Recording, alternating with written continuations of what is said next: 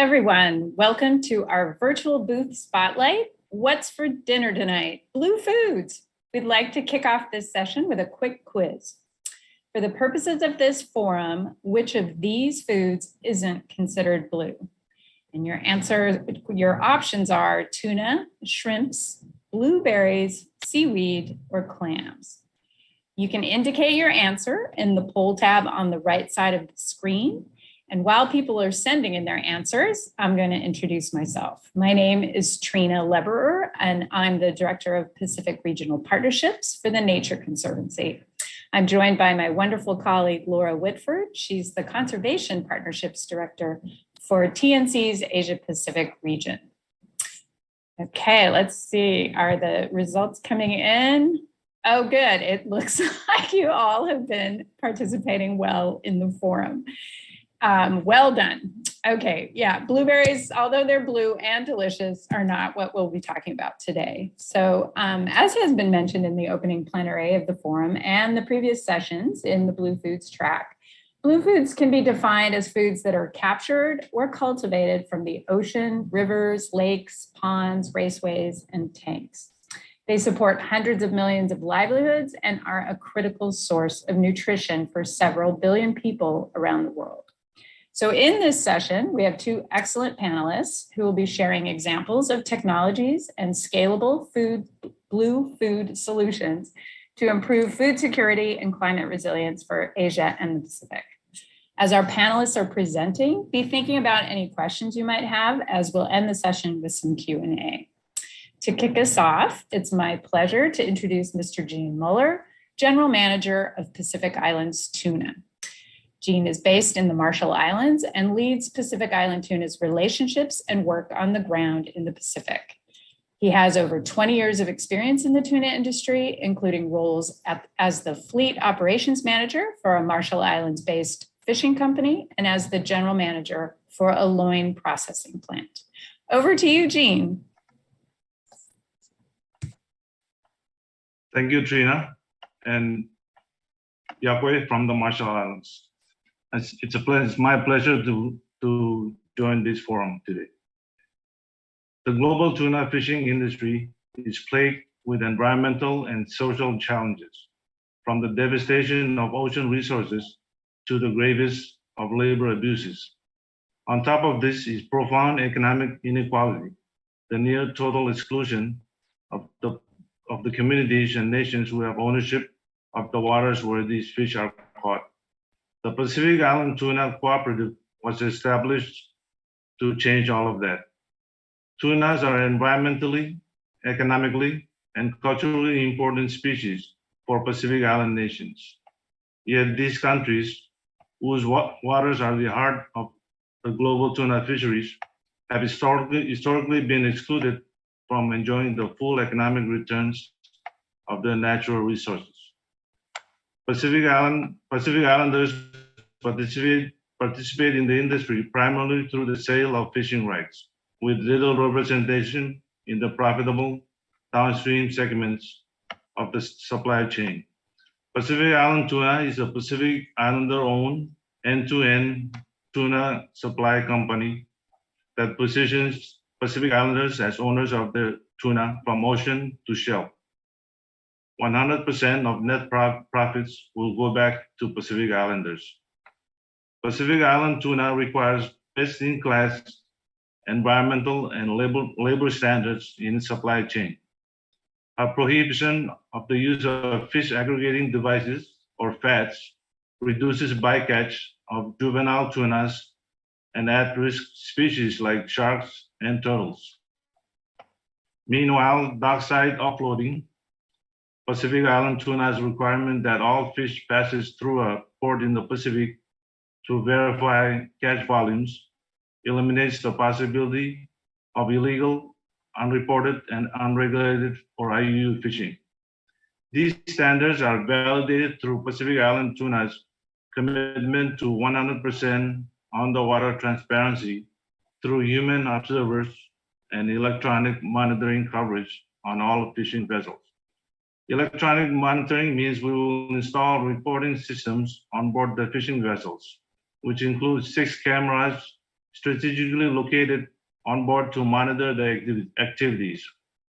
Upon returning to port, the electronic monitoring footage will be reviewed by a third-party reviewer to verify compliance with our requirements, including environmental and social standards, proper handling of non-tuna bycatches, and catch methods. By following best-in-class transparency practices, Pacific Island Tuna further demonstrates its commitment to uphold the highest environmental and labor standards. Further, electronic monitoring creates a powerful incentive for compliance. Fishers are faced with the possibility of losing Pacific Island Tuna's business if electronic monitoring footage reveals that they have violated its standards. Pacific Island Tuna is positively impacting the health of our ocean, as well as their communities and customers that depend on it. The business, which will deliver its first batch of product to Walmart in about a month, is the result of 3 years of collaboration between the Marshall Islands, the Nature Conservancy, Bain & Company, and Walmart. Its early success is testament to the power and importance of convening the public, private, and non-profit sectors in the global mission of developing food systems that can work in partnership with rather than opposition to nature. Thank you. Thank you, everyone, and thank you, Trina. Thanks so much, Gene. That was a wonderful overview of the Pacific Island tuna. Now I'm very pleased to introduce Mr. Marcus Mutz, the CEO and co-founder of OpenSC, an impact startup redefining what it means to verify low carbon and sustainable food production at the source. Marcus is a serial entrepreneur and venture builder. Prior to launching OpenSC, he was part of the founding team of BCG Digital Ventures in the Asia Pacific, which has since launched 20 plus ventures with a combined portfolio value of over $5 billion. He also worked with BCG extensively on retail supply chains and with the World Food Program. Over to you, Marcus. All right, thank you very much. Okay, I have 5 minutes, so I'm going to jump right in. So I'm Marcus, CEO, co-founder of OpenSC. SC stands for supply chain. We're an impact startup co-founded and backed by the Worldwide Fund for Nature, so WWF, the Boston Consulting Group, and a part of Humanity United, so eBay founder Pierre Omidyar's impact initiatives focused on workers' rights and anti-slavery topics. So we're able to leverage both the conservation-focused expert network of WWF and the more social topic-focused expert network of Humanity United for all of our work. What we do is to verify low carbon and sustainable and ethical food production at source. Now, what we mean by verify is something that is automated, something that is continuous, something that creates product level data, and that this data is immutable. I'm going to make that tangible in a second, I promise. Once we've verified one or multiple of these claims for a specific product, we believe that we've created value in it. Then it starts to make sense and invest into tracing those products throughout the rest of the supply chain. And then, of course, you also need to share that information, whether it's in a B2B or B2C context, with other businesses or consumers. But really, the core of what we do and what we're trying to redefine is around verify and the verification. So I'm going to double click on that a little bit. And we're both building on the shoulders of giants of existing certification schemes and regulatory approaches, but we're also challenging them to some extent, because the core of OpenSC is a belief that in today's world, it must be possible to go beyond an almost entire reliance on manual audits, so manual spot checks that are happening from time to time, and instead sense meaningful data continuously where it matters at the source, and where possible in real time to analyze that data in order to derive insights of what's actually happening, on the ground or out at sea, depending on where you're looking at, right? We are building our solutions across a number of different food commodities.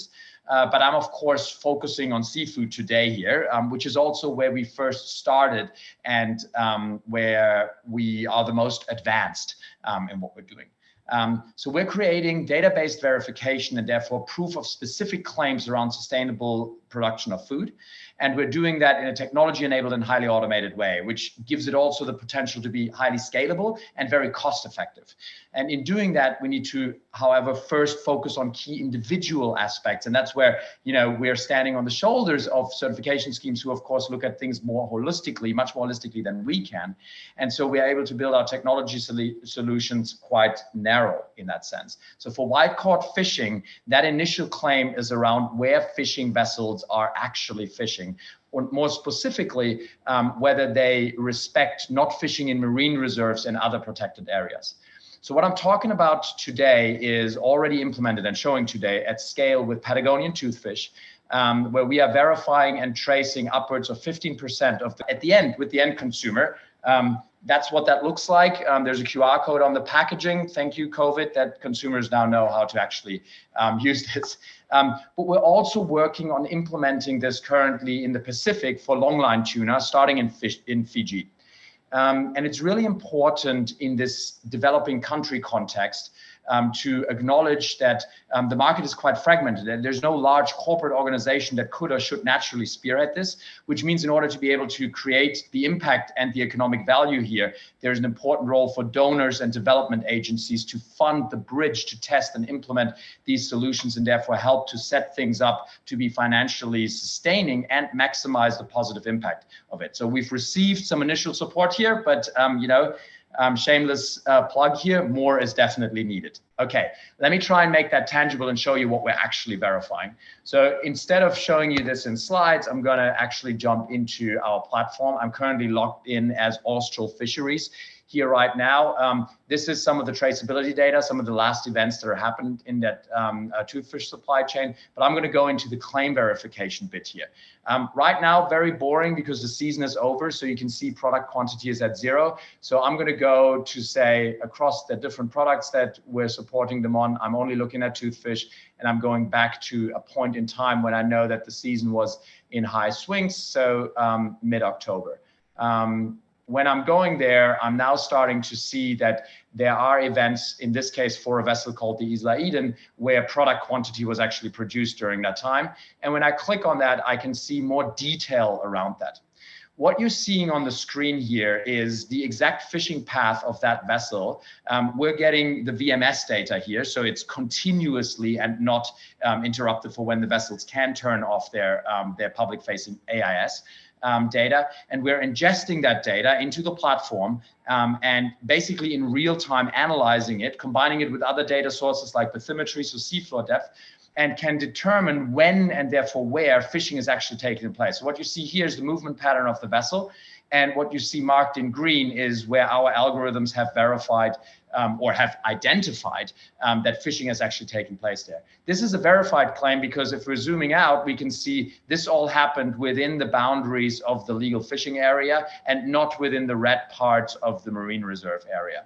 So this really enables you to create scalable and automated incentivization systems. Don't think of this as just control or policing. This means it becomes possible to, grow value of precious resources. And we know how important, all of this is in tuna for the Pacific and, being able to incentivize the relevant actors there in supply chains in a granular, meaningful, and, in order to make it really tangible, it's often required to do that in a real-time manner. Okay, I suspect I'm already over 5 minutes, so I'm going to stop here and reserve the rest for questions. Thanks so much, Marcus. It was so much information, but wonderful presentation to kick us off. I am now going to hand it over to Laura, who will take charge of the Q&A section. Thanks, Trina. And yeah, thank you, Jean and Marcus, for those fabulous presentations. There was a ton of information there, so I think it's great we'll have the chance to dig in a little bit more with questions from the audience. So yeah, everyone participating today, feel free to plug in any questions that you like. It's not often that we get a panel of this caliber together in one virtual room, so take advantage of the opportunity to quiz our colleagues here. We might start off with, firstly, a question that we had for Jean.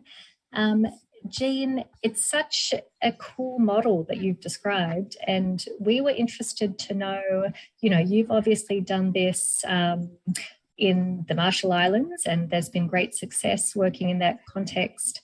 We were curious whether there are other countries in the Pacific also interested in, being part of Pacific Island tuna or setting up something similar in their own countries. And yeah, if you're aware of any sort of interest of that nature. Thank you, Laura. Actually, we started our operations in December, so it's only been in operations for a couple of months here in Majuro, Marshall Islands. And the way Pacific Island tuna was set up was to allow other PNA countries, or PNA is the 8 countries under the parties to the Nauru Agreement, and those are our neighbors where most of the skipjack fishing occurs. The way Pacific Island tuna was set up in such a way that it will allow other PNA members to join the Marshall Islands in Pacific Island tuna. And in fact, we have received some interest from a couple of parties, and we hope to talk to the other parties very soon. Wonderful. Thanks, Jean. Okay, now we have a question from the audience for Marcus, and this is from Adrian. So Adrian was interested, Marcus, to know, in your presentation, you mentioned the Long Line project in Fiji, and Adrian was interested to know to what extent this is connected with the Fiji government MOU with the Waite Institute to support Fiji in the development of a sustainable ocean plan, including marine spatial planning, blue economy planning, and sustainable fisheries. So just wondering if you could talk a bit about that.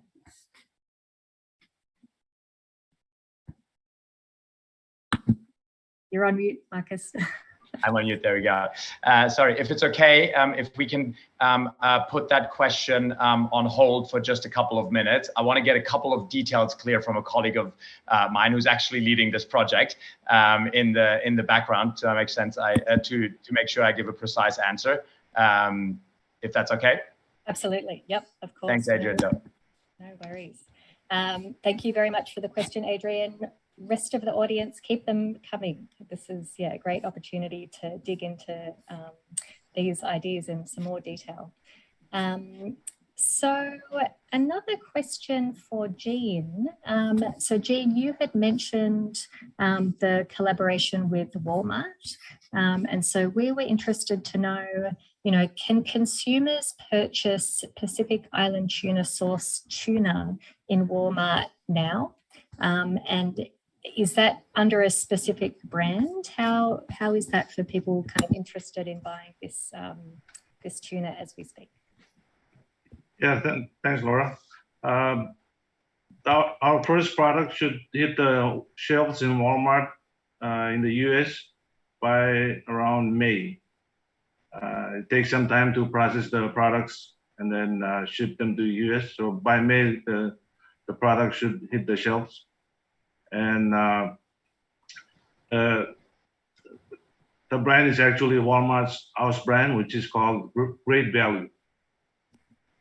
Very good. Okay, well, everybody out there close to a Walmart store, May is the date, so keep that in mind. Very good, thank you, Jean. Okay, now we might go back to a question for Marcus. So Marcus, we were wondering if you could tell us a bit about the biggest barriers that OpenSC has faced in terms of the technology, and so obviously there's a lot of innovative technology that's gone into the solution that you've described, and so we wondered if you could talk about what the biggest barriers you found there have been. Yeah, thank you. So look, I think the reality of it is it's not about just technology, right? We can play buzzword bingo with regards to all of the types of technology that are used in making this a reality. And yes, there is, artificial intelligence or machine learning element of this. Yes, we're using blockchain to make this data immutable. So you can add these layers to it, but I think it's important to focus on what the outcome is that you wanted to create. And then how do you design something that's implementable at scale actually out there, right? That is really the key thing. So I think the challenge is not the technology in and of itself. The challenge is to design something that can be rolled out at scale across very diverse fleets of fishing vessels, be embraced by a very diverse set of actors, all of whom have to not only, rationally gain value from this, but also need to actually, follow you on the journey and understand that and want to embrace it. I think those are some of the bigger challenges, but I think there are also challenges that are gonna, they're solvable over time. As a tech entrepreneur, I'm sort of, inherently restless with regards to that and wish it could go quicker, but we're really seeing a change in the market, right? We're seeing large companies understanding that they need to go beyond just making claims, but actually creating database proof around doing the right thing out there. And we're seeing increasingly consumers being willing to reward that with loyalty, but also with, maybe so far only in niches, but still with increased prices. Thank you. Another question for Jean. The work that you've described focused on tuna is obviously critically important, just given the significance of tuna globally as a species and a product. But we wanted to get your thoughts on, to what extent do you think this approach could be applied to other types of fish? To what extent could this be scaled out to other species or potentially to other regions globally? Do you have any thoughts on that? Laura, unfortunately, my expertise is in tuna and tuna only. But the business model, yes, it can work for other, not only fisheries, but in farming, and the business model can work elsewhere, or as it was developed by the Nature Conservancy along with Payne and Company. But I can only speak for tuna because that's where I worked most of my life. No, that's great. Thank you, Jean. That's great. Okay, now we will go back to another question for Marcus. So we have a question from Peter in the audience, who was curious to know, how are fishing or food companies more broadly incentivized to use a tracking system such as OpenSC? And how does that relate to kind of government relations and regulations? Yeah. So this is new, right? Like, this is something that hasn't really been there before like that. It's an opt-in system, right? So companies can do business with us and we are enabling them to create this database proof around it. Which means that inherently, of course, it's going to be those companies who are doing the right thing and who want to, benefit from that more in the market, and that's what we're creating for them. So how are they incentivized? Well, for example, in this case here, it's not going to Walmart yet, but to the little sister Whole Foods very soon, and it's it has a story to tell. There's a QR code on here that enables the individual consumer to meet the captain who actually caught this fish. and to interrogate and look at database proof that the fishing really only happens specifically in those areas where it is very sustainable to do so, right?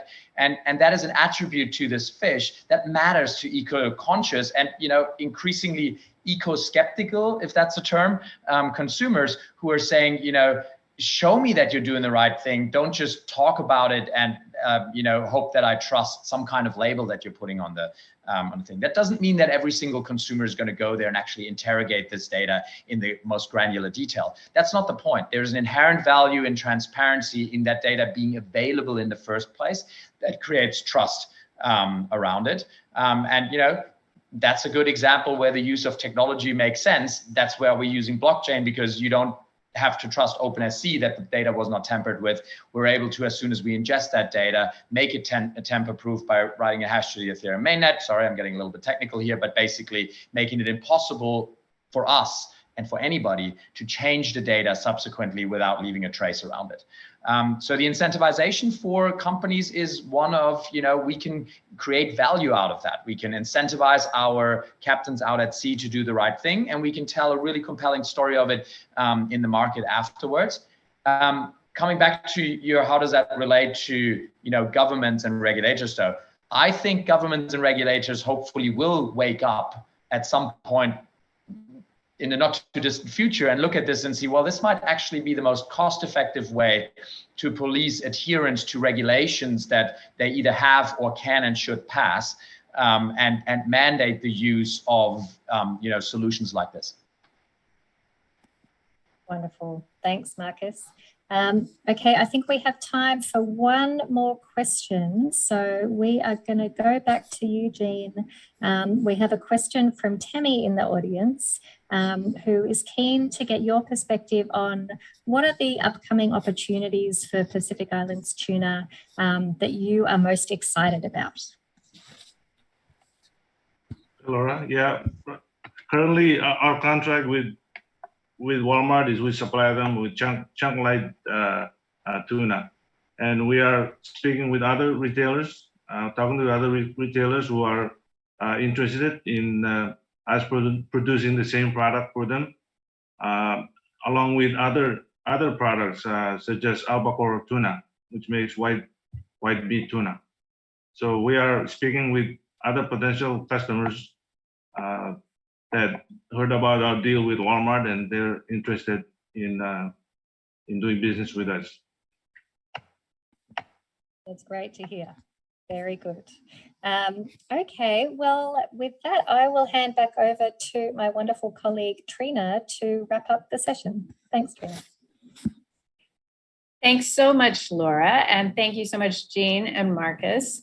Those were fascinating questions from the audience as well. So thank you all for contributing. Unfortunately, we have come to the end of our session. So let's have a virtual round of applause for our panelists. And I'd like to wrap up with some key takeaways that I certainly heard, and that's that partnerships among the public sector, private, civil society, they're just critical for success. Enabling countries to have greater ability to responsibly manage and capture more value from their natural resources, in this case, tuna. And tuna being one of the most valuable resources in the region, this can result in more direct benefits for communities, for conservation, climate adaptation, and sustainable economic development. And key to responsible and ethical management and production is transparency, including the technology to verify and trace blue foods at the source. This provides consumers with enough information to make informed decisions. So thank you all again. If you'd like to learn more about Pacific Island Tuna or OpenSC, please check out their booths and other booths in the Blue Foods tab of the Virtual Expo and the other tabs as well. Please also continue the conversation on the activity feed. We're not all physically together, so we don't get to bump into each other in the hallways. So please continue the conversation there virtually in the activity feed. And thank you all so much again. Bye.